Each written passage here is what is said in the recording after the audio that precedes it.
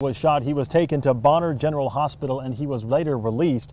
When Officer Clark was shot in the neck and hand, he went to Kootenai Health for surgery. He is now recovering. So Kootenai Health is the same hospital where Coeur d'Alene officer Charles Hatley was treated after a shooting just last week. Officer Hatley was shot by Curtis Ware during a traffic stop Tuesday. Ware was shot and killed. Hatley was released from the hospital on Friday. So as you might imagine, the hospitals in this area have certainly been busy the last week or so. KREM 2's Alexa Block is outside Kootenai Health tonight with more on that. Alexa?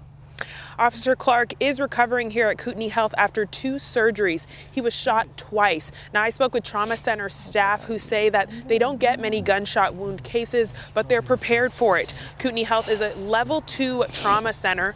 They get seriously wounded patients from all over northern Idaho, and they deal with significant injuries like gunshots, burns, and crush injuries. But I'm told they don't get many gunshot wounds very often. So to get 2 serious gunshot victims in less than a week is out of the ordinary. In 2017, last year, the hospital took on more than 900 trauma cases. Just 6 of those cases were related to firearms. That number, of course, includes the 2 Bonner County deputies who were shot last year and the shooter. Kootenai Health officials say while they are equipped to deal with gunshot wounds, it's never easy to see a member of law enforcement on the surgery table.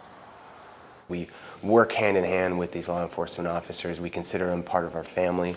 Some of our nurses are married to law enforcement officers. They bring in patients, they come in all the time and we see them, so we consider ourselves part of their family. And so emotionally it's a little bit harder than it is to actually perform the care. Kootenai Health staff have diverse backgrounds, I'm told. Some staff trained in the military or lived in cities with more gunshot wound cases. They say this really helps in these types of situations. So far this year, the trauma center has had 7 cases related to firearms. In Coeur d'Alene, Alexa Block, KREM 2 News.